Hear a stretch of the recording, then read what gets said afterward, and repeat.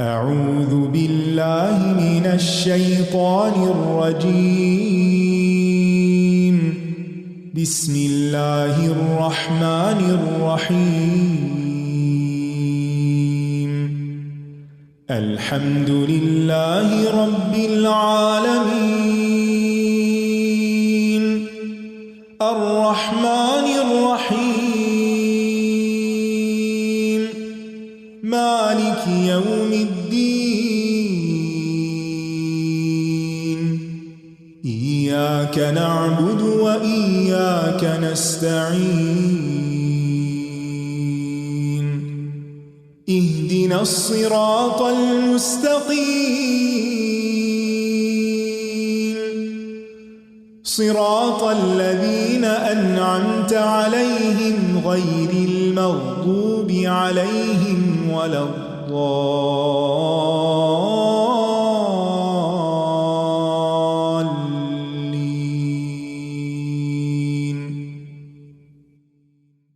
السلام علیکم ورحمۃ اللہ وبرکاتہ۔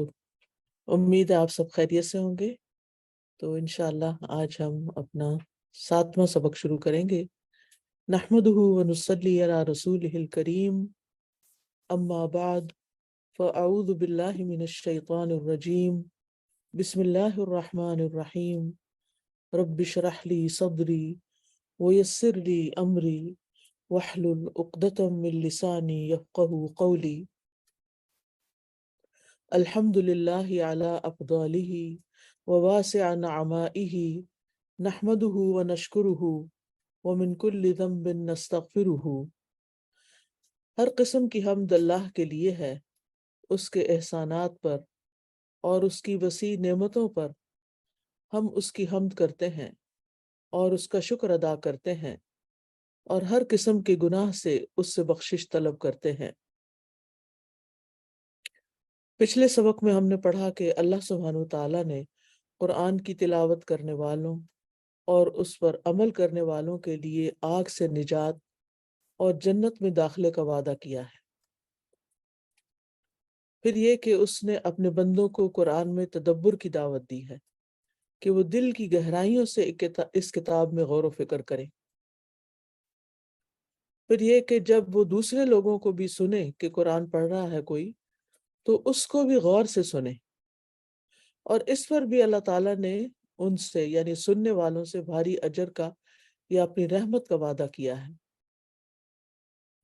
تو جو شخص قرآن کو پڑھتا ہے وہ اللہ تعالیٰ سے ایسی تجارت کرتا ہے جس کی برکتیں دنیا اور آخرت دونوں کو شامل ہیں۔ تو قرآن مجید سے تعلق رکھنا سراسر نفع کا سودا ہے۔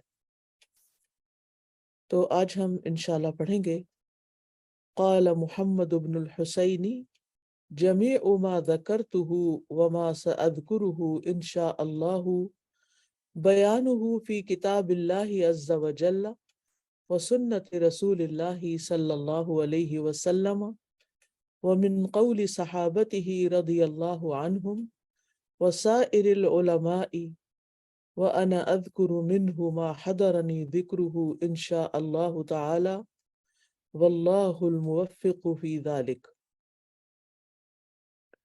محمد بن حسین آجری کہتے ہیں، جو اس کتاب کے مؤلف ہیں اخلاق و حملۃ القرآن کے، کہ جمیع ما ذکرتہ، وہ سب کچھ جو میں نے ذکر کیا ہے، وما سأذکرہ، اور جو میں ذکر کروں گا، انشاءاللہ، آئندہ اللہ نے چاہا، بیانہ، اس کی وضاحت، فی کتاب اللہ عز وجل، تو اس کی وضاحت اللہ عز وجل کی کتاب سے کروں گا، وسنت رسول اللہ صلی اللہ علیہ وسلم، اور رسول اللہ صلی اللہ علیہ وسلم کی سنت سے، ومن قول صحابتہ رضی اللہ عنہم، اور آپ صلی اللہ علیہ وسلم کے اصحاب کے اقوال سے، وسائر العلماء، اور باقی تمام علماء سے یعنی ان کے اقوال سے، وَأَنَا أَذْكُرُ مِنْهُ مَا حَضَرَنِي ذِكْرُهُ إِنْ شَاءَ اللَّهُ تَعَالَى، اور انشاء اللہ تعالی میں اس میں وہ بیان کروں گا جو میرے ذہن میں اس وقت موجود ہے۔ تو اس سے یہ پتہ چلتا ہے کہ انہوں نے پہلے سے اس کی پلاننگ کی ہوئی تھی کہ کیا مجھے لکھنا ہے. واللہ الموفق، اور اللہ ہی توفیق دینے والا ہے، فی ذالک، اس معاملے میں. تو یہاں پر مؤلف اپنا منہج بیان کرتے ہیں کہ میں نے اس کتاب کو کن بنیادوں پر لکھا ہے. اور میں سمجھتی ہوں کہ قرآن مجید کے پڑھنے والوں کے لیے جو کتاب لکھی جانی چاہیے اس کا طریقہ کار یہی ہونا چاہیے، اور یہ بیسٹ طریقہ ہے جس میں انہوں نے سب سے پہلے اللہ تعالیٰ کی کتاب کا ذکر، اور پھر سنت رسول صلی اللہ علیہ وسلم کا، یعنی نبی صلی اللہ علیہ وسلم کے اقوال یا افعال، اور پھر آپ کے صحابہ کے، کیونکہ وہ دین کو سب سے زیادہ اس امت میں سب سے زیادہ دین کو جاننے والے تھے. اور پھر جو لوگ ان یعنی کہ قرآن و سنت اور صحابہ کے دیے ہوئے علم کے مطابق بات کریں، تو باقی علماء کے اقوال سے انہوں نے اپنی باتوں کو فورٹیفائی کیا ہے، اسٹرینتھن کیا ہے، مضبوط کیا ہے، اپنے دلائل پیش کیے ہیں. اس لیے ہمیں بہت یکسوئی کے ساتھ اور بہت شرح صدر کے ساتھ ان باتوں کو لے لینا چاہیے، اپنا لینا چاہیے. اور پھر یہ کہتے ہیں کہ آخر میں وہ باتیں کروں گا جو میرے اپنے ذہن میں ہیں، اور یہ باتیں ظاہر ہے کہ وہ قرآن و سنت اور اقوال صحابہ کی روشنی میں ہی کریں گے. ٹھیک ہے. اور پھر اللہ سبحانہ تعالیٰ ہی کو کریڈٹ دیتے ہیں کہ وہی توفیق دینے والا ہے، اس کی توفیق سے ہی میں یہ سب کچھ کر رہا ہوں. خود کو کریڈٹ نہیں دے رہے کہ میری بڑی قابلیت ہے اور میں نے بہت پڑھ رکھا ہے اور میں بہت اچھے اچھے کام کرتا ہوں. جو کرنے وہ کرتا ہے انسان اللہ سبحانہ تعالیٰ کے اذن اور اس کی توفیق کے ساتھ ہی کرتا ہے. وقال اللہ عز وجل. جی آپ تلاوت کیجئے فرح.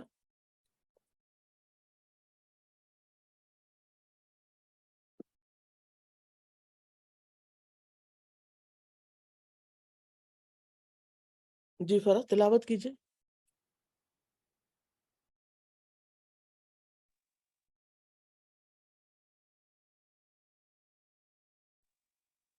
إن الذين يتلون كتاب الله وأقاموا الصلاة وأنفقوا مما رزقناهم سرا وعلانية يرجون تجارة لن تبور ليوفيهم أجورهم ويزيدهم من فضله إنه غفور شكور. جزاک اللہ. اللہ عز و جل کا فرمان ہے، بے شک وہ لوگ جو اللہ کی کتاب کی تلاوت کرتے ہیں اور نماز قائم کرتے ہیں، اور جو رزق ہم نے انہیں دیا اس میں سے پوشیدہ اور اعلانیہ خرچ کرتے ہیں، وہ ایسی تجارت کی امید رکھتے ہیں جو ہرگز تباہ نہ ہوگی، تاکہ وہ یعنی اللہ ان کے اجر انہیں پورے پورے دے اور اپنے فضل سے انہیں زیادہ بھی عطا کرے. بے شک وہ بہت بخشنے والا نہایت قدردان ہے. یہ سورۃ فاطر کی آیت نمبر 29 اور 30 ہے، جس میں بنیادی طور پر انہوں نے تلاوت کتاب اللہ یعنی تلاوت قرآن کے فائدے بتائے ہیں کہ جو لوگ قرآن کی تلاوت کرتے ہیں اور پھر ظاہر ہے کہ اس کی بنیادی باتوں پر عمل کرتے ہیں، نماز قائم کرتے ہیں، اللہ کے دیے ہوئے میں سے چھپے کھلے خرچ کرتے ہیں، تو ایسے لوگ جو قرآن کو اپنی زندگی میں اہمیت دیں، سب کتابوں سے زیادہ اللہ کی کتاب کو پڑھنے والے ہوں، اور پھر اللہ کے آگے جھکنے والے ہوں، یعنی صرف زبانی پڑھنے والے ہی نہ ہوں بلکہ عملی طور پر اپنا ماتھا زمین پہ رکھنے والے ہوں نماز کی شکل میں، اور پھر اپنے مال میں بھی اللہ کی مرضی کے مطابق تصرف کریں، اور کھلے اور چھپے، ظاہر ہے کھلے اور چھپے وہی خرچ کرے گا جو اللہ کی خاطر کر رہا ہے، کھلے چھپے خرچ کرتے رہیں تو پھر ظاہر ہے کہ ان کا معاملہ اللہ تعالیٰ کے ساتھ ہے، اور یہ اللہ تعالیٰ کے ساتھ ایسی تجارت کر رہے ہیں کہ جس کو کبھی بھی گھاٹا ہے ہی نہیں، جو کبھی ختم نہیں ہوگی، کبھی برباد نہیں ہوگی، کبھی کسی لاس میں نہیں جائے گی. اور یہ اس لیے کہ اللہ تعالیٰ ان کو ان کے اجر، یعنی جو انہوں نے محنت کی، اجر جو ہوتا ہے نا وہ صلہ ہوتا ہے، کسی چیز کا وہ بھی دے، یعنی جتنی وہ محنت کریں گے اس کا صلہ بھی ملے گا، وَيَزِيدَهُم مِّن فَضْلِهِ، اور اپنے فضل سے اور زیادہ بھی دے گا. یعنی یہ اللہ الکریم ہے، الحکیم ہے، العظیم ہے، العلی الکبیر ہے، اور المالک ہے، الملک ہے. تو اس سے ہمیں کس چیز کی توقع ہو سکتی ہے؟ ویسی نہیں جیسے ہم انسانوں سے کسی صلے کی توقع رکھتے ہیں، بلکہ وہ تو سارے خزانوں کا مالک ہے، اور اپنے فضل سے اپنے ان بندوں کو جو یہ کام کرنے والے ہیں اور بھی زیادہ عطا کرے گا. اور وہ بہت غفور اور شکور ہے، بخشنے والا بھی ہے، قدردان بھی ہے. تو ان آیتوں کو تھوڑا سا تفصیل سے ہم دیکھ لیتے ہیں. سب سے پہلے تلاوت کی بات ہوئی ہے. تلاوت کا مادہ جو ہے تا لام واو ہے. اس کا معنی ہے کسی کے پیچھے چلنا، اتباع کرنا. کہا جاتا ہے جاء فلان یتلو فلانا، یعنی یتبعہ. تو امام راغب کہتے ہیں کہ تلاوت کا معنی ہے کسی کے پیچھے اس طرح چلنا کہ ان دونوں کے درمیان کوئی دوسرا حائل نہ ہو. یعنی جاء فلان، فلاں آیا، یتلو فلانن، وہ فلاں کے پیچھے چل رہا ہے، یعنی بیچ میں اور کچھ نہیں، ساتھ ساتھ چل رہے ہیں. یتبعہ، وہ اس کی پیروی کر رہا ہے، اس کو فالو کر رہا ہے.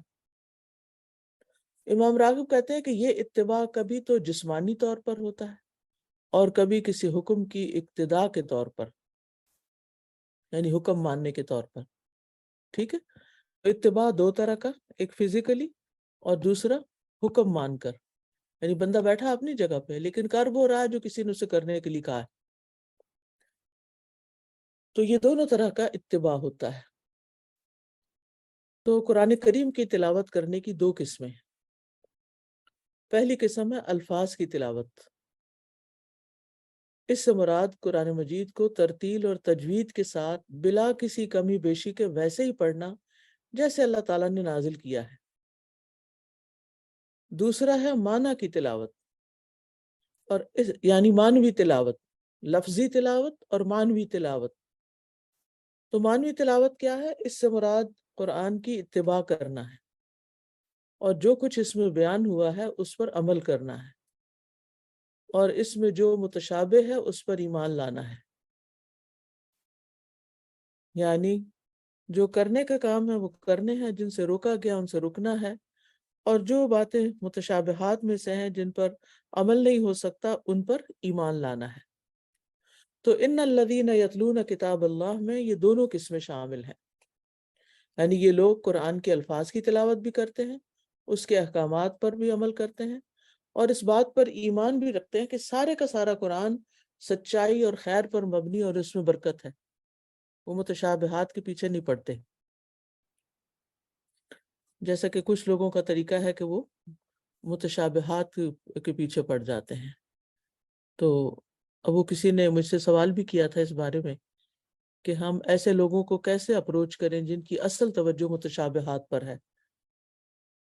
کیونکہ ایسا تب ہوتا ہے جب کوئی ایمان سے پہلے قرآن پا لیتا ہے، یعنی اب اس کا ایمان کچا پکا ہے تو اس نے یعنی بائی برتھ مسلمان ہے یا بس روایتی مسلمان ہے یا نام کا مسلمان ہے، اور پھر وہ قرآن پڑھنا شروع کر دیتا ہے، کوئی ترجمہ اٹھا کے خود سے پڑھنا شروع کر دیتا ہے. تو پھر اب کیا کرنا چاہیے؟ ایسے شخص کے ایمان بڑھانے کی ترجیح کیا ہونی چاہیے؟ یعنی اس کو امثال القرآن پڑھائے جائیں یا اسماء الحسنہ پڑھائے جائیں یا آخرت کا ذکر پڑھایا جائے، آخرت کی سختیاں اور جنت و جہنم کے بارے میں بتایا جائے. تو سب سے پہلی بات تو یہ ہے کہ اس کی توجہ اگر متشابہات پر ہے تو وہ توجہ پھیرے محکمات کی طرف، یعنی محکمات کی تعلیم دیں. پھر ساتھ ساتھ اللہ تعالیٰ کی جو صفات آتی ہیں قرآن مجید میں، یعنی انہوں نے الاسماء الحسنہ کہا ہے، اس کو کہنا چاہیے اسماء الصفات. یعنی اللہ کے نام بھی آتے ہیں، صفات بھی آتے ہیں، کہ صفات جو ہیں وہ فعلیہ بھی ہوتی ہیں. ٹھیک ہے، صفات ناموں میں بھی ہوتی ہیں اور صفات افعال میں بھی ہوتی ہیں. تو اللہ سبحانہ تعالیٰ کی صفات جو ہیں یعنی جہاں کہیں بھی آئیں ان پر تھوڑی سی مزید بات کریں تاکہ لوگوں کا اللہ پر ایمان بڑھے، اللہ تعالیٰ کے احکامات کی پہچان اور اس کے احکامات کی ویلیو. کل بھی یہاں میں 3 دن کا کروا رہی تھی سورۃ یوسف کی تفسیر، لائٹ تفسیر. تو اس میں بعد میں اپنے اسٹوڈنٹس اور سٹاف سے ملاقات بھی کرتی تھی جو اس علاقے میں رہنے والے تھے.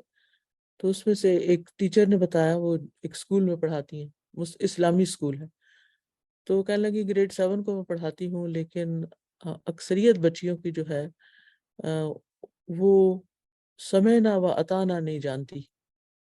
وہ کہتے ہیں کہ وائی، جو بھی حکم ان کو بتایا جائے کہ یہ اللہ کا حکم ہے تو کہتے ہیں وائی، یہ حکم کیوں دیا، یہ حکم کیوں دیا، ہر چیز میں کوسچن کرتے ہیں.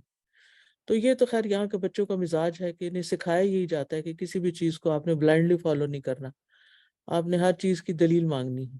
اچھی بات ہے، لیکن اللہ اور اس کے رسول کی ہر بات پہ ہم وائے تو نہیں کہہ سکتے نا. ہمیں تو سمعنا و اطعنا کہنا ہوتا ہے. اس کا یہ مطلب نہیں کہ ہم آنکھیں بند کر کے سب کچھ لیتے جائیں. ہمیں تو تدبر کرنے کے لیے کہا گیا، غور و فکر کرنا تو ہماری ذمہ داری ہے. ہم اس کی حکمتیں ضرور جانیں، لیکن جہاں متشابہات آ جائیں تو ان پر ہم ایمان لے آئیں کہ آمن، یعنی کہ کل من عند ربنا، یہ سب ہمارے رب کی طرف سے ہے اور اللہ تعالیٰ العزیز اور الحکیم ہے. تو اس میں آپ دیکھیے کہ یہ بہت اہم چیز ہے کہ جس پہ ہمیں توجہ دینی چاہیے. یہ بات سب نے یاد رکھنی ہے کہ قرآن کی تلاوت کا مطلب کیا ہے، لفظی تلاوت بھی اور اس کے معنوی تلاوت بھی. اور معنوی تلاوت میں جو حکم اللہ تعالیٰ نے دیے ہیں عمل کرنے کے لیے، ان پر عمل کیا جائے، جن سے چیزوں سے روکا ہے رک جایا جائے. اور پھر یہ کہ سارے کے سارے قرآن پر ایمان، متشابہات پر بھی ایمان. اچھا، یہاں ایک دلچسپ چیز دیکھیے کہ یتلون کا لفظ جو ہے یہ فعل مضارع کے اس میں آیا ہے اور اقامو فعل ماضی ہے. تو یہاں پر یتلون کیوں آیا ہے؟ فعل مضارع جو ہوتا ہے وہ ایک چیز کے مسلسل جاری رہنے اور قائم و دائم رہنے پہ دلالت کرتا ہے. یعنی کرتے ہیں اور کرتے رہیں گے. مضارع میں یہی 2 معنی پائے جاتے ہیں نا، کہ وہ فلاں کام کرتا ہے اور کرے گا، یہ دونوں معنی ہوتے ہیں. یعنی اب بھی کر رہا ہے اور آئندہ بھی کرے گا. ٹھیک ہے، ورنہ اللہ سبحانہ وتعالیٰ ماضی کا صیغہ بیان کر کے یوں بھی فرما سکتا تھا ان الذین تلوا کتاب اللہ، لیکن اس میں وہ فائدہ نہیں جو یتلونا میں ہے. تو اس سے کون سا اہم نقطہ ہمیں پتہ چلتا ہے کہ یہ تلاوت قرآن صرف اس وقت نہیں کہ جب ہم کسی سے تجوید سیکھ رہے ہوں یا تلاوت سیکھ رہے ہوں یا کسی مقابلے میں ہم نے پڑھنا ہو. نہیں، یہ زندگی بھر کا عمل ہے، ہمیشہ جاری رہنا چاہیے. صبح شام اس کو پڑھنا چاہیے، فرصت کے اوقات میں، اور فرصت نہ بھی ہو تو اس کے لیے وقت نکالنا چاہیے. یعنی ہم میں سے کوئی بھی ایسا بدبخت نہ ہو کہ جس کا قرآن پڑھنے سے کوئی تعلق نہ ہو اور وہ اس کو کبھی کبھار اوکیجنلی کسی مشکل مصیبت یا صرف کسی کہ مر جانے پہ پڑھنے والا ہو، بلکہ ہر حال میں خوشی اور غم، دن اور رات اور روزانہ کی بنیاد پر، چاہے کچھ حالات کیسے بھی ہوں، مصروفیت کیسی بھی ہو، پڑھتے رہیں پڑھتے رہیں پڑھتے رہیں. اس سے زندگی میں بے شمار برکتیں آئیں گی. اور اس میں آپ دیکھیے کہ مجھے بعض اوقات بڑی حیرانی ہوتی ہے کہ نبی صلی اللہ علیہ وسلم اتنے مصروف ہوتے تھے، لیکن رات کو سورۃ بنی اسرائیل پڑھ رہے ہیں، سورۃ السجدہ پڑھ رہے ہیں، سورۃ الزمر پڑھ رہے ہیں. ہم سے تو ایک سورۃ الملک بمشکل پڑھی جاتی ہے، اور بہت سے لوگ تو شاید وہ بھی نہ پڑھتے ہوں، آیت الکرسی نہیں پڑھتے سوتے وقت. تو اس بے عملی سے ہمیں باہر نکلنا ہے. قرآن کی تلاوت صبح و شام، ہر نماز کے بعد معوذتین کا اہتمام کریں. اگر ہر نماز کے بعد نہیں کرتے تو کم از کم 1-2 نمازیں سے شروع کریں، اور پھر اللہ تعالیٰ باقیوں کو بھی توفیق دے. صبح شام کے اذکار میں جو قرآن مجید کا حصہ ہے، اسی طرح نمازوں کے اندر کوشش کریں کہ زیادہ سے زیادہ نئی چیز پڑھیں. یعنی رٹی بدی صرف چند صورتیں ہی نہ پڑھتے رہیں، بلکہ قرآن مجید کو اول اور آغاز سے شروع کر لیا کریں. مثلا فجر کی نماز میں سورۃ البقرہ سے شروع کر کے جتنا بھی حفظ ہے قرآن وہ پڑھیں، اور عشاء کی نماز میں جو آخر سے یعنی کہ اما پارہ سے لے کے پیچھے سے جتنے سے پارے حفظ ہیں جہاں تک بھی، یا اس کے علاوہ جو صورتیں یاد ہیں ان کو نمازوں میں پڑھیں. تو یہ تلاوت کے مختلف مواقع ہیں. تو پڑھتے رہتے ہیں یتلون. زیادہ سے زیادہ پڑھتے ہیں. اور دوسرا یہ ہے کہ پھر صرف لفظ نہیں پڑھنے بلکہ غور و فکر بھی کرنا ہے اور اس پر عمل بھی کرنا ہے. اتباع کا کیا مطلب ہوتا ہے؟ کہ جو وہ کہہ رہا ہے وہ کرنا ہے، یہ ہوتا ہے اتباع. تو یہ دونوں چیزیں لازم ہیں.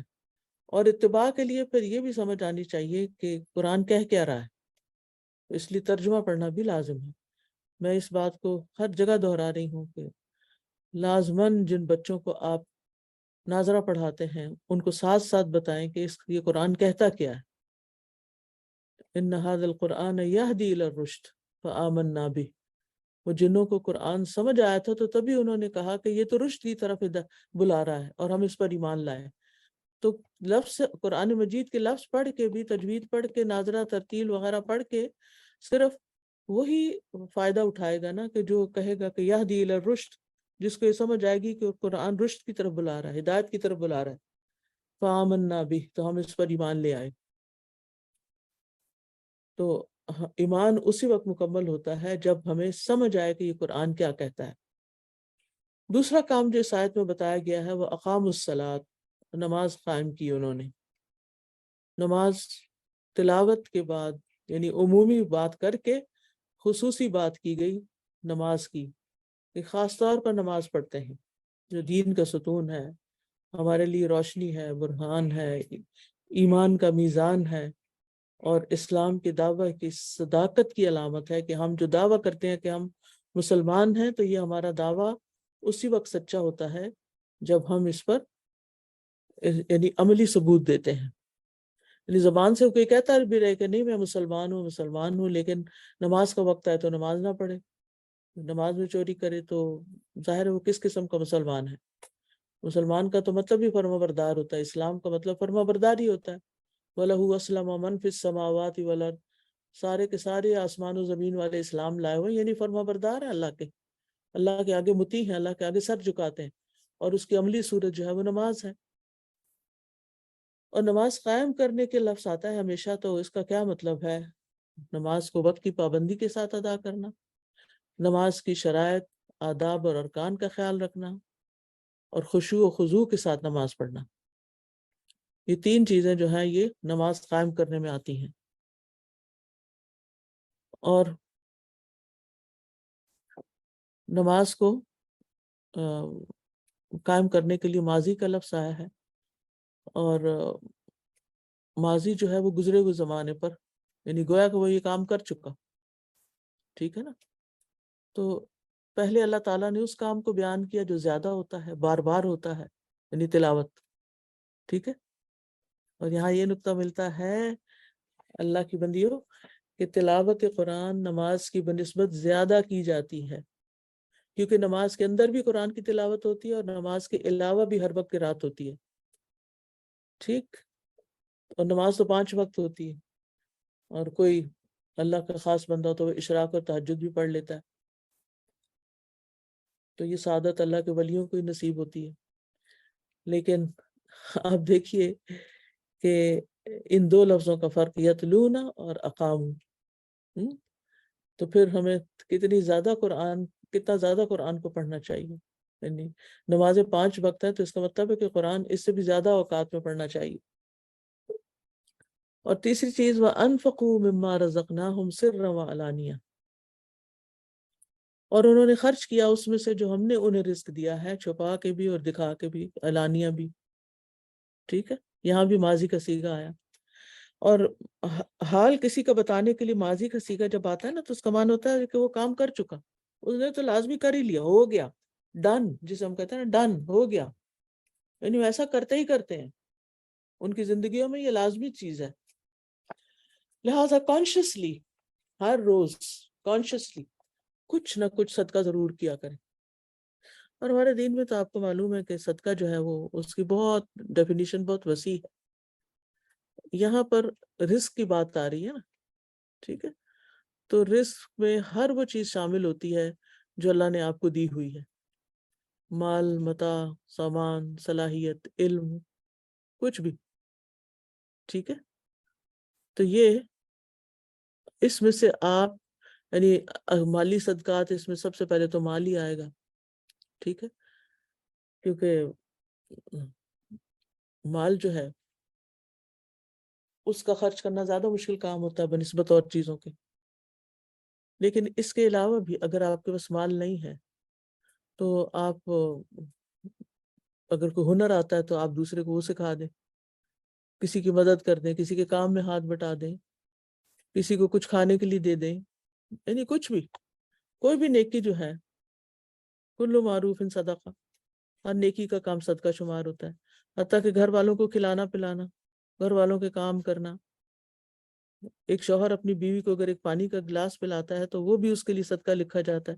وہ لقمہ جو اپنی بیوی کو کھلاتا ہے، تو آپ اپنے بچوں کو جو لقمہ کھلاتے ہیں وہ بھی آپ کے لیے صدقہ بن جاتا ہے.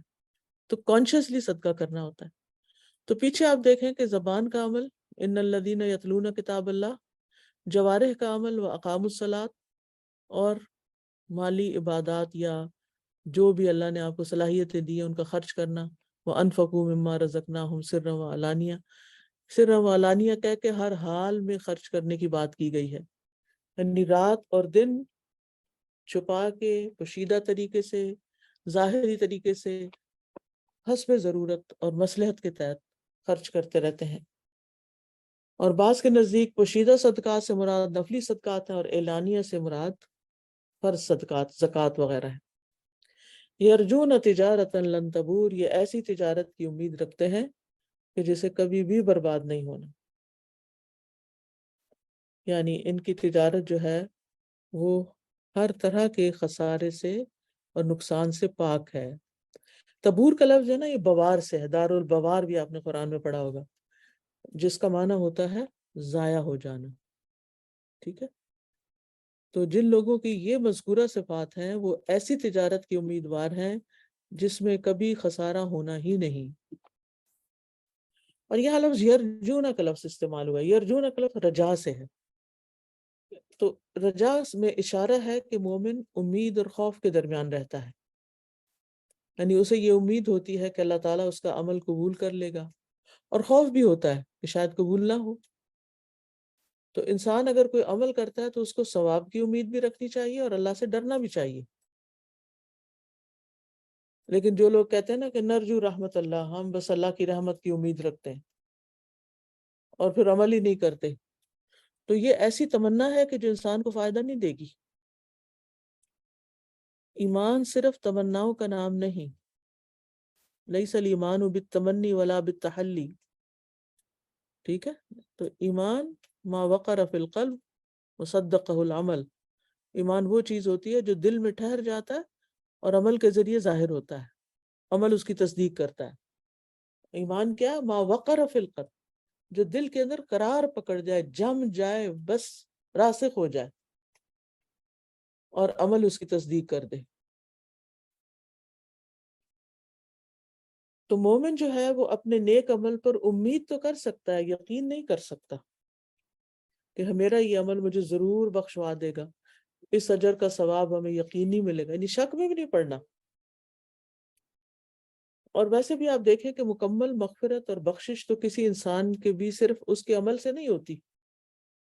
انسان جتنا بھی نیک عمل کر لے وہ اللہ کی عظمت اور عبادت کا حق پورا نہیں کر سکتا. اس کو اللہ کے فضل کی امید ہونی چاہیے، اللہ کے فضل پر یقین ہونا چاہیے، کیونکہ اللہ سبحانہ تعالیٰ کے فضل کے بغیر کسی کی بھی مغفرت نہیں ہوگی، جیسا کہ ایک مضمون میں اس کے بارے میں آتا ہے، ایک حدیث کے مضمون میں اس بارے میں تصریح آتی ہے. اور اس کے علاوہ ہر نیک عمل کے ساتھ انسان کو یہ خطرہ بھی رہنا چاہیے، اس سے کبھی غافل نہیں ہونا چاہیے کہ بہت سے نیک اعمال میں کوئی مخفی شیطانی چال ہوتی ہے یا نفسی برائی شامل ہو جاتی ہے جس کی وجہ سے وہ قبول نہیں ہوتا. مثال کے طور پر مسکرانا صدقہ ہے، ٹھیک ہے نا. اب ہمارے سامنے کوئی ایسا شخص آیا ہے جس سے ہمیں کوئی فائدہ پہنچ سکتا ہے یا وہ ہماری کوئی مدد کر سکتا ہے، تو ہم اسے دیکھ کے مسکرانا شروع کر دیتے ہیں یا اس کو آگے بڑھ کے سلام کرتے ہیں. تھوڑی وہ گزر گیا، تھوڑی دیر بعد ایک اور آیا کہ جس نے ہمیں ہرٹ کیا تھا کبھی، نہ ہم اسے دیکھ کے مسکراتے ہیں نہ ہم اسے دیکھ کے سلام کرتے ہیں. اب آپ اپنے دل کا خود ہی جائزہ لے لیں کہ آپ نے کیا کیا، کسی کو نہیں پتا. جس نے آپ کو دیکھا کہ آپ کسی کو سلام کر رہے ہیں تو ہو سکتا ہے وہ آپ کے بارے میں یہ امیج لے کے جائے کہ آپ تو بہت نیک انسان ہیں، بڑے با اخلاق ہیں، حالانکہ آپ نے اخلاق کا مظاہرہ صرف اس لیے کیا کہ آپ کو اس شخص سے فائدہ پہنچتا ہے یا پہنچنے کی توقع ہے، اور جس شخص سے آپ کو کوئی نقصان پہنچنا اور آئندہ کوئی فائدہ پہنچنے کی توقع نہیں، اس کے لیے آپ نے کوئی اخلاق ہی نہیں برتا۔ تو اب آپ خود فیصلہ کر لیں کہ آپ نے جو عمل کیا وہ کیا عمل تھا۔ وہ اس میں آپ کا نفس شامل تھا، جہاں آپ کا نفس راضی تھا وہاں آپ نے اچھا کام کر لیا، اور جہاں نفس راضی نہیں تھا وہاں آپ نے اپنی اچھائی بھول گئے۔ حالانکہ اگر آپ نے اللہ کی خاطر کیا ہوتا تو آپ کا یہ عمل سب کے لیے ہوتا، آپ ہر ایک کے لیے اچھا ہی کرتے۔ تو اس لیے انسان کو ہمیشہ اس سے ڈرنا چاہیے کہ کہیں میرا کوئی عمل ایسا نہ ہو کہ جو میرے نفس کی چال ہو کوئی، یا صرف خواہش نفس پر مبنی ہو کہ وہ چیز اچھی لگ رہی اس لیے کرتے جا رہے ہیں۔ کیونکہ بعض اوقات ایسا ہوتا ہے نا کہ کوئی نیکی کا کام بھی ہم صرف اس لیے کر رہے ہوتے ہیں کہ اس کو ہمارے نفس کو اس سے لذت ملتی ہے، اور دوسرا اس کے مقابل ہی ایک ایسی نیکی ہوتی ہے جو اس سے بھی بڑا اجر و ثواب رکھتی ہے، اور ہم اس کو نہیں کرتے۔ کیوں؟ اس میں ہمارے نفس کو لذت نہیں مل رہی۔ اس کی چھوٹی سی مثال، مثلاً آپ کو درس دینے کا شوق ہے، اور درس دے دے کے آپ کو بڑا مزہ آنے لگ گیا، یا پڑھا کے مزہ آنے لگ گیا۔ اب آپ اس کے لیے تو بڑے چاقو چوبند ہیں، اور لوگوں کا کراؤڈ دیکھ کے تو آپ بڑے ایکسائٹیڈ ہو جاتے ہیں، اور آپ بہت اچھا شاندار ٹاک دیتے ہیں، بڑی تعریفیں وصول کرتے ہیں اور بڑی عقیدتیں وصول کرتے ہیں، لیکن اس کے فوراً بعد ظہر کی نماز کا وقت ہے، اور آپ کسی کونے میں جا کے 4 رکعتیں ٹھونگے مار کے آ جاتے ہیں۔ تو یہ کیا کیا آپ نے؟ آپ نے جو درس دیا اللہ کی خاطر، کیا واقعی وہ اللہ کی خاطر تھا، یا صرف آپ کے نفس کی خوشنودی تھی اس میں؟ کیونکہ اس کے بدلے میں آپ کو لوگوں کی بڑی تعریف ملتی ہے، بڑی اپریسیشن ملتی ہے، اور واہ واہ ملتی ہے، اور لوگ آپ کے مداح بن جاتے ہیں۔ تو وہ کام تو آپ کے نفس نے آپ کے لیے بڑا آسان کر دیا، اور شیطان نے بھی آپ کے لیے کوئی رکاوٹ نہیں ڈالی، اس لیے کہ شیطان کو پتا ہے کہ اس کی نیت ہی خراب ہے، اور اس سے کوئی اس کو فائدہ نہیں ہونے والا، تو کر لے جتنی مرضی، تھک لے۔ اور نماز تو ان الصلاۃ کانت علی المؤمنین، سوری، وہ ہوتا ہے نا، نماز جو ہے وہ بھاری ہے، وَأَقِيمُوا الصَّلَاةَ وَآتُوا الزَّكَاةَ وَإِنَّهَا لَكَبِيرَةٌ وَإِنَّهَا لَكَبِيرَةٌ إِلَّا عَلَى الْخَاشِعِينَ، کہ نماز خشوع کرنے والوں کے علاوہ سب پہ بھاری ہے۔ تو جن کا دل واقعی اللہ کی طرف جھکا ہوگا، تو جس شوق سے انہوں نے درس دیا نا، اس سے زیادہ شوق سے وہ نماز پڑھیں گے، اس سے زیادہ فکر مندی سے وہ نماز پڑھیں گے۔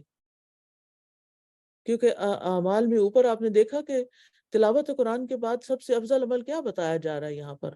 اقامت صلاۃ، ٹھیک ہے نا؟ اقامت صلاۃ جو ہے وہ خشوع و خضوع سے نماز پڑھنا ہے، دل لگا کے نماز پڑھنا ہے۔ تو بعض لوگوں کے ویلفیئر کے بڑے کام کرتے رہتے ہیں، ہسپتالوں میں جا رہے ہیں، کھانے کھلا رہے ہیں، پتہ نہیں دنیا سر پہ اٹھائی ہوئی ہے، کیا کیا ذمہ داریاں لی ہوئی ہیں، لیکن نمازوں کا کوئی حال ہی نہیں۔ چھٹ پھٹ کر کے 4 رکعتیں سر سے اتار کے، نہ سنت، نہ نفل، نہ ذکر، نہ اذکار، کچھ بھی نہیں۔ یہ کس قسم کی نیکیاں کر رہے ہیں آپ؟ تو ان چیزوں پر ہمیں خود اپنے آپ کو پرکھنا چاہیے۔ صحابہ کی نمازیں کیسی تھیں؟ نبی صلی اللہ علیہ وسلم کی نماز کیسی تھی؟ کیا ہم ان سے بھی زیادہ مصروف ہیں؟ بات یہ ہے کہ ہماری نیتیں جو ہے نا، ان کو رینیو کرنے کی ضرورت ہے۔ ہمیں اپنے نفس کی چالوں کو سمجھنے کی ضرورت ہے، ہمیں شیطان کی چالوں کو سمجھنے کی ضرورت ہے کہ وہ کن کاموں میں ہمارے لیے ہمیں چھوڑ دیتا ہے کرنے کے لیے، اور کن کاموں میں ہمارے لیے خلل پیدا کر دیتا ہے، اور پھر ہمارے عمل میں خرابی پیدا ہو جاتی ہے۔ تو اپنے اعمال کا جائزہ لیں کہ یہ کام میں کس لیے کر رہی ہوں؟ شہرت کے لیے کر رہی ہوں؟ واہ واہ کے لیے کر رہی ہوں؟ میرے نفس کو بڑی خوشی ملتی ہے اس لیے کر رہی ہوں؟ اور اس کے برعکس جن چیزوں کا اللہ نے حکم دیا کہ یہ کرو، وہ کرنے میں مجھے بڑی مشکل پیش آتی ہے۔ اور مثال کے طور پر لوگوں کو کھانا کھلانا جو ہے، اس سے مجھے بڑی خوشی ہوتی ہے، مثال کے طور پر۔ لیکن حجاب کرنا یہ بہت مشکل لگتا ہے۔ اگر آپ اللہ کی اطاعت کر رہے ہیں اور قرآن پڑھ رہے ہیں اور قرآن کی تلاوت کر رہے ہیں، تو پھر قرآن تو آپ کو کیا حکم دیتا ہے کہ آپ پھر اپنا حجاب بھی صحیح کریں. اور بعض لوگ سر پہ کچھ اٹکا بھی لیتے ہیں لیکن بال بھی ننگے ہو رہتے ہیں. اور اللہ تعالیٰ رحم کرے ساری بہنوں پر جن کا سینہ اور بعض اوقات بڑا بڑا بھاری سینہ جو ہے وہ لوگوں کے لیے فتنے کا باعث ہوتا ہے. یعنی میں اس موقع سے فائدہ اٹھاتے ہوئے آپ سب سے کہوں گی کہ آپ حجاب لیتے ہوئے قرآن مجید کی اس آیت کو ضرور سامنے رکھیں کہ یدنین علیہن من جلابیبہن کے علاوہ ولا یبدین زینتہن ولیضربن بخمرہن علی جیوبہن. اللہ تعالیٰ کو ہماری نفسیات پتہ تھی. اللہ تعالیٰ نے یہاں سر کا ذکر نہیں کیا، گردن اور کانوں کا ذکر نہیں کیا. کس کا ذکر کیا ہے سورۃ نور میں؟ وَلْيَضْرِبْنَ بِخُمُرِهِنَّ عَلَى جُيُوبِهِنَّ. یہ فرض درجے کا حکم ہے. ایسا نہ ہو کہ اس پر پکڑ ہو جائے اور باقی نیکیاں ایک طرف رہ جائیں. کہ اگر ہم اپنے سینے کو نہیں ڈھکتے، اللہ تعالیٰ رحم کرے ان ساری بہنوں پر جنہوں نے حجاب لینے کے نئے نئے طریقے ایجاد کر لیے ہیں. لے کے سر کے اوپر ہی سارا گول مٹول اسے رول کر دیتے ہیں اور دو پلو جو ہیں وہ آگے لٹکا لیتے ہیں جو سینے تک بھی نہیں پہنچتے، اور کچھ کے سینے تک پہنچتے ہیں تو وہ آگے مفلر کی طرح لٹکا لیتے ہیں اور رائٹ لیفٹ سے ان کا سینے کی شیپ پوری نظر آ رہی ہوتی ہے. اگر آپ کے حجاب سے آپ کا سینہ ڈھکا ہوا نہیں ہے تو آپ کا حجاب ناقص ہے. آپ صرف اپنے نفس کی پیروی کر رہے ہیں کیونکہ آپ کے نفس کو یہ سٹائل بڑا پسند ہے. تو آپ تو اپنے نفس کے لیے، یا پھر لوگوں کو یہ سٹائل پسند ہے، اور وہ سٹائل جس میں پورا سینہ ڈھکتا ہے وہ تو لوگوں کو اچھا نہیں لگتا. وہ تو میں اس میں بڈھی مائی لگتی ہوں اور میں اس میں تو لوگوں کے نظروں سے گر جاؤں گی. تو اس لیے یعنی حجاب پہن کے بھی شیطان نے آپ کو نہیں چھوڑا، اور آپ اس کی پیروی کر رہے ہیں جو لوگوں کو اچھا لگ رہا ہے یا لوگوں کو بڑا پسند ہے، اور وہ نہیں دیکھ رہے کہ جو آپ کو ڈھکنے والی چیز ہے جو اللہ کے حکم کی فرما برداری ہے. اس کے علاوہ تیسری چیز یعنی نیک عمل کی امید کے اجر کی امید رکھیں کہ جو نیکیاں ہم کر رہے ہیں. تو بعض اوقات یہ ہوتا ہے کہ نیک عمل کے ساتھ کوئی ایسا برا عمل بھی ہو جاتا ہے جو نیک عمل کو قبول ہونے سے روک دیتا ہے یا نیک عمل کو ضائع ہی کر دیتا ہے. مثلاً ہم کسی کی مدد تو کر لیتے ہیں لیکن ساتھ آنے شانے بھی دے دیتے ہیں. مدد کر لیتے ہیں لیکن ساتھ ہی اپنے آپ کو بھی نمایاں کرتے ہیں. مثال کے طور پر آپ گھر میں کوئی چیز لائی ہیں تو ایک یہ ہے کہ آپ لائیں، آپ بچوں کو دیں، بچوں کو خود ہی پتہ چل جائے گا ماما لائی ہیں یا بابا لائے ہیں، ظاہر ہے کوئی تیسرا بندہ تو نہیں لا رہا. اور ایک یہ ہے کہ آپ لائیں تو آپ جتائیں، دیکھو میں تمہارے لیے لائی ہوں، میں نے تمہارے لیے تو وہ فلاں جگہ میں گئی تھی، میں یہ اٹھا کے لائی، میں نے یہ کیا، میں نے وہ کیا. یعنی کچھ لوگوں کی عادت ہوتی ہے دینے کے بعد وہ دوسرے کو ضرور محسوس کراتے ہیں تاکہ اس کو پتہ چل جائے کہ ہاں واقعی میں نے تمہارے لیے بہت کچھ کیا ہے، مان لو مجھے. تو اس طرح کے بہت سی حرکتیں ہم کر جاتے ہیں جس کی وجہ سے ہمارے نیک عمل ضائع ہو جاتے ہیں. تو اس لیے ہمیں اپنی زبان پر بھی اور اپنے اعمال پر بھی اچھی طرح توجہ کرنی چاہیے کہ ہم کس طریقے سے ادا کریں. اب جو لوگ یہ نیک عمل کرتے ہیں اور اللہ سے اجر کی امید رکھتے ہیں تو پھر اللہ سبحانہ وتعالیٰ ان کو ایسے اجر دے گا لیوفیہم اجورہم، ایسے مکمل اجر دے گا جس میں کوئی کمی نہیں ہوگی، پورے پورے کر کے دے گا. یوفیہم اجورہم، وفا کا مطلب ہوتا ہے پورا کر کے دینا. وَإِبْرَاهِيمَ الَّذِي وَفَّى وَيَزِيدَهُم مِّن فَضْلِهِ، اور صرف معاوضہ نہیں بلکہ اتنا زیادہ دے گا جو اس کے وہم و گمان میں بھی نہیں ہوگا. جو کام جتنا زیادہ اللہ کی خاطر کیا جائے اس کا اجر اتنا ہی زیادہ ہوتا ہے. یعنی ایک نیکی کا بدلہ 10 گنا اور اس سے بھی زیادہ. کیوں ایسا کیوں؟ اس لیے کہ انہ غفور شکور، وہ بخشنے والا بھی ہے اور قدردان بھی ہے. یہ جملہ تعلیلیہ ہے، علت ہے. یعنی غفارہ کا مطلب ہوتا ہے ڈھانپ دینا، یعنی وہ اپنے بندوں پر پردے ڈالتا ہے، ان کو رسوا نہیں کرتا اور بہت سے گناہوں کو معاف کر دیتا ہے، چھپا دیتا ہے، پتہ ہی نہیں چلتا. خاص طور پر ہمارے دل کے گناہ، سوچئے ہماری نیتوں کی خرابیاں، ہمارے اندر کا غرور، ہمارا اندر کے جو شر ہے یہ تو کسی کو نہیں پتا ہوتا. ہم بظاہر تو اسمائل کر رہے ہوتے ہیں, بظاہر تو سلام کر رہے ہوتے ہیں, بظاہر تو لوگوں کی تعریف کر رہے ہوتے ہیں, اور اندر کیا لاوا پک رہا ہے یہ تو صرف اللہ کو پتا ہے نا. اور اس نے ڈھانپ دیا, اس نے کھول کے نہیں رکھا دوسرے کے سامنے. اور قیامت کے دن بھی اللہ ڈھانپے گا, کیونکہ غفور ہے اور وہ ہمیں رسوا نہیں کرے گا انشاءاللہ. اور ہم اس کی دعا بھی کرتے ہیں وَلَا تُخْزِنَا يَوْمَ الْقِيَامَةِ. اور پھر یہ کہ وہ بہت سے اور گناہوں کو بھی جو ہم چھپ کے کرتے ہیں ان کو بھی معاف کر دیتا ہے. اور شکور جو چھوٹے عمل پہ بڑا اجر عطا کرتا ہے, قدردان ہے. مجھے تو ہمیشہ وہ آیت یاد آتی ہے کہ من جاء بالحسن, وہ ہے جس میں آتا ہے ان تکو مثقال ذرۃ, چاہے ذرے کے برابر بھی حسنہ ہو تو اللہ سبحانہ تعالیٰ اس کو وَيُؤْتِ مِن لَّدُنْهُ أَجْرًا عَظِيمًا. ان اللہ لا یظلم مثقال ذرۃ وان تک حسنۃ یضاعفها ویؤت من لدنہ اجرا عظیما. کہ اگر کوئی ذرہ نیکی کا ہو تو اللہ تعالیٰ اس کو کئی گنا بڑھا دیتا ہے اور اپنے پاس سے اجر عظیم عطا کرتا ہے. یہ ہے اللہ تعالیٰ کا فضل, اور یہ اللہ تعالیٰ کی قدردانی.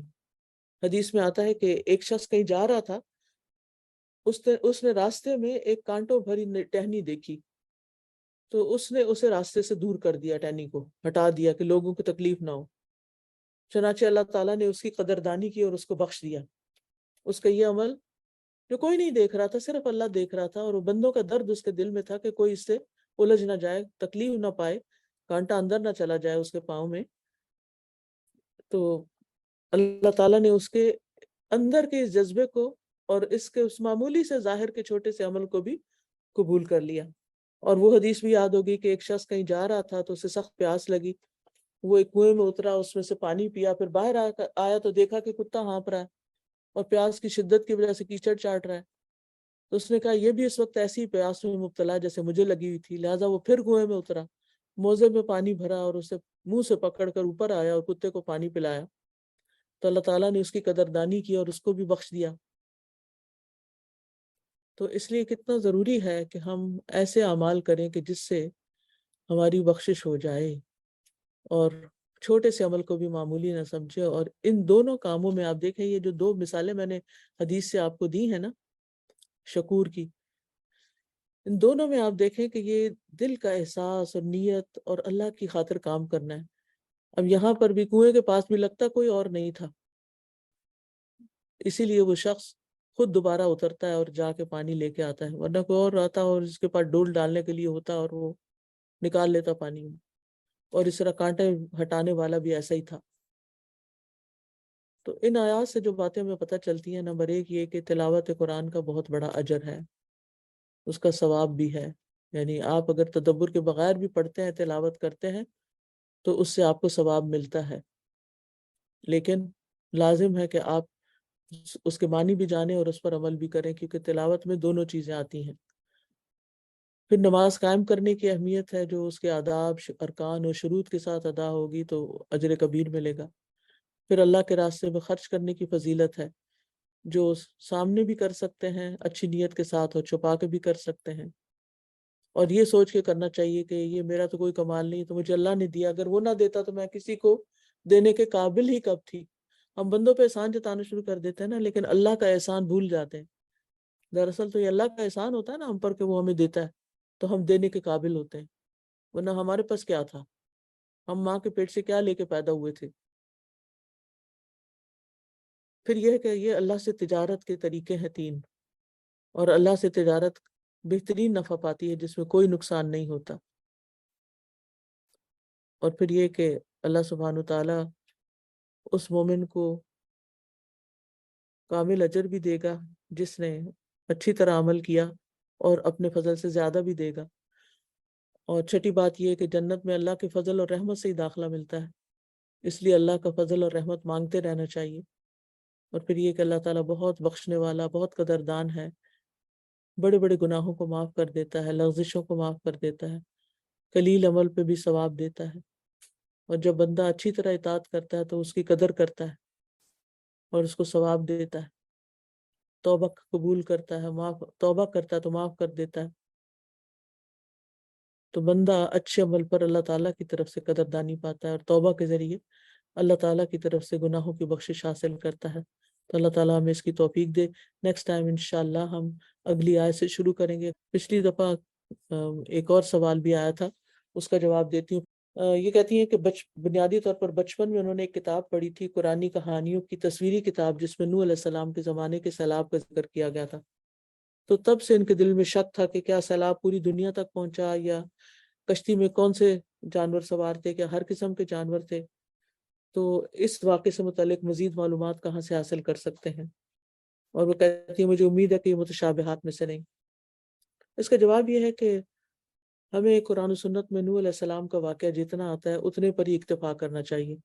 اگر یہ کہا جائے کہ بائبل سے کچھ مزید معلومات لیں تو ہمیں نہیں معلوم کہ وہ صحیح ہیں یا نہیں ہیں، اگرچہ کچھ چیزیں وہاں سے بھی تفسیری روایات میں مل جاتی ہیں، لیکن ہمارے لیے اتنا علم کافی ہے جو اللہ سبحانہ و تعالیٰ نے ہمیں قرآن میں دے دیا ہے. ٹھیک ہے. قرآن کی صراحت سے یہ پتہ چلتا ہے کہ اس وقت زمین میں جتنے لوگ موجود تھے وہ سب غرق ہو گئے، سوائے ان کے جو نوح علیہ السلام کی کشتی میں سوار ہوئے تھے. اور جہاں تک اس سوال کا تعلق ہے کہ کشتی میں ہر قسم کے جانور تھے، تو اللہ ہی بہتر جانتا ہے کہ کون سے تھے اور کون سے نہیں تھے. اصل میں قرآنی کہانیوں کا مقصد جو ہوتا ہے نا، وہ عبرت و نصیحت لینا ہوتا ہے. اس لیے ایسے سوالات اگر ذہن میں آئیں بھی تو ان کو جھٹک دینا چاہیے جن کا عمل سے تعلق نہ ہو. ایک اور سوال یہ تھا کہ اگر بالغ شخص کو قرآن سننا اور سیکھنا پسند نہیں تو کہاں سے شروع کریں؟ ایسے شخص کے لیے دعا سے شروع کریں کہ اللہ تعالیٰ اس کا دل کھول دے. دوسرا یہ کہ اگر اس کو قرآن قرآن پڑھنے کی جو ترغیب والی آیات اور احادیث ہیں وہ اگر سنائی جائیں، وہ ایک کتاب ہے نا فضائل القرآن، الہدیٰ میں چھپی ہے، اردو انگلش دونوں میں ہے. تو اس میں ہم نے ایسی آیات اور احادیث جمع کی ہیں جن میں یہ ترغیب ملتی ہے، تو ان میں سے کچھ سلیکٹڈ چیزیں اس کو پوسٹ کی جا سکتی ہیں، سنائی جا سکتی ہیں. اگر آپ کے اپنے بچے ہیں تو ان کو موٹیویٹ کر سکتے ہیں. پھر ایک اور سوال تھا کہ جو حفاظ قرآن حفظ کر چکے ہیں وہ اس کو کس طرح یاد رکھیں، کیونکہ اکثر ایسا ہوتا ہے کہ زندگی میں جب آگے بڑھتے ہیں تو قرآن سے اس طرح کا تعلق نہیں رہتا. تو کس طرح قرآن کو یاد رکھیں. ظاہر ہے کہ جب آپ 7 days a week پڑھ رہے ہوتے ہیں تو آپ کی کیفیت اور ہوتی ہے، اور جب آپ 7 days a week دنیا کے کام شروع کر دیتے ہیں تو قرآن کے لیے وقت ہی نہیں پاتے. تو اللہ سبحانہ وتعالیٰ نے ہمیں بڑا اچھا طریقہ بتایا قرآن کو یاد رکھنے کا، اور وہ ہے دن اور رات کی نمازوں میں پڑھنا. صحیح مسلم میں ہے، جب صاحب قرآن قیام کرے گا اور رات دن اس کی قرات کرے گا تو وہ اسے یاد رکھے گا، اور جب اس کی قرات کے ساتھ قیام نہیں کرے گا تو اسے بھول جائے گا. ٹھیک ہے. تو اس سے کیا پتہ چلتا ہے کہ قرآن کو یاد رکھنے کا بہت اہم طریقہ یہ ہے کہ قیام اللیل میں اس کو پڑھا جائے. اور اگر قیام اللیل کی توفیق نہیں ہو رہی کسی وجہ سے تو پھر نمازوں میں مثلاً میں نے ابھی پہلے بھی تھوڑی دیر پہلے بھی بتایا کہ جیسے فجر کی نماز ہے تو وہاں الف لام میم سے شروع کر کے پڑھتے چلے جائیں، اور روز کا حصہ مقرر کر لیں کہ اتنا میں نے پڑھنا ہے. اور عشاء کی نماز میں پیچھے سے شروع کر دیں یا درمیان سے شروع کر دیں، اور پھر نماز سے پہلے تھوڑا سا اس کو دہرا لیں. تو انشاءاللہ جب پکا ہوگا اور پکے کوئی ساتھ آپ شروع کر لیں گے نا نمازوں میں پڑھنا، تو پھر آپ کو مشکل نہیں ہوگی. دوسری بات یہ کہ قرآن کا دور کریں ہر رمضان میں، چھٹی لے لیں جو بھی کام آپ کر رہے ہیں، کیونکہ نبی صلی اللہ علیہ وسلم نے فرمایا قرآن مجید ہمیشہ پڑھتے رہو، اس کا دور کرتے رہو. اس ذات کی قسم جس کے ہاتھ میں میری جان ہے، یہ قرآن اونٹ کی اپنی رسی توڑا کے بھاگ جانے سے زیادہ تیزی سے نکل جاتا ہے. یعنی جب انسان تلاوت نہیں کرتا تو بھول جاتا ہے. تو رمضان میں خاص طور پر نبی صلی اللہ علیہ وسلم نے جیسے 2 مرتبہ دور کیا تھا جبریل علیہ السلام کے ساتھ، تو اس طرح بھی آپ کریں. اور ویسے بھی اگر کسی استاد کے ساتھ آپ باندھ لیں کہ ہر روز آپ اس کو تھوڑا سا سنائیں تو انشاءاللہ تلاوت کرتے رہنے سے، سناتے رہنے سے آپ کو بھولے گا نہیں. تیسری چیز یہ قرآن کو سننا، یعنی قرآن کو صرف پڑھنا نہیں چاہیے بلکہ سننا بھی چاہیے. کسی بھی علم کو سیکھنے کے 2 طریقے ہوتے ہیں، ایک سماع اور دوسرا قرات. آپ نے عربی سیکھی ہوگی، اس میں آپ کو کتابیں کتابہ سماع کی دی ہوگی، محادثہ کی دی ہوگی. تو سماع جو ہے اس کو قرآن میں استماع بھی کہا گیا. ٹھیک ہے. تو استماع کیا ہوتا ہے کہ جو آپ کو پڑھایا جا رہا ہے اس کو غور سے سنیں، جو تلاوت ہو رہی ہے اس کو غور سے سنیں.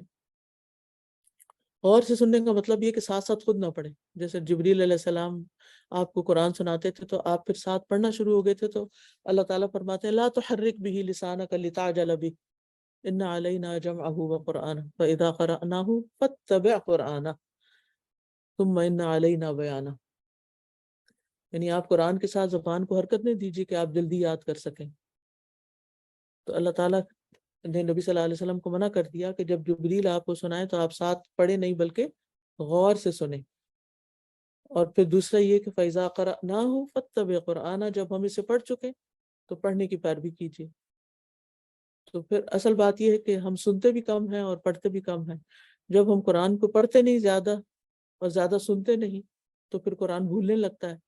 تو جن لوگوں کی بہت زیادہ مصروفیت ہو گئی ہے، بچے چھوٹے ہو گئے ہیں، نفاس کی کیفیت ہو گئی ہے بار بار، اور پریگننسی ہو گئی ہے اور طبیعت خراب ہو گئی ہے، تو اس کا ایک تو شفا کے لیے بھی اس کو پڑھیں، اور دوسرا یہ کہ اس کو آپ پڑھتے جائیں گے تو انشاءاللہ کام اچھا ہو جائے گا. اور اگر آپ پڑھ نہیں پا رہے تو سننا لازم کر لیں. دن کے کچھ اوقات میں جو بھی آپ مثلا ڈرائیو کر رہے ہیں، کہیں کچھ کچن میں کام کر رہے ہیں، تو کچھ نہ کچھ وقت قرآن کا لازم سننے میں گزاریں. اس سے دل کی کیفیت بدلتی ہے اور سننا بھی باعث شفا ہے. تو اللہ تعالیٰ سے دعا ہے کہ اللہ تعالیٰ ہمیں عمل کی توفیق عطا فرمائے. سبحانک اللہم و بحمدک اشہد ان لا الہ الا انت استغفرک و اتوب الیک. السلام علیکم ورحمۃ اللہ وبرکاتہ.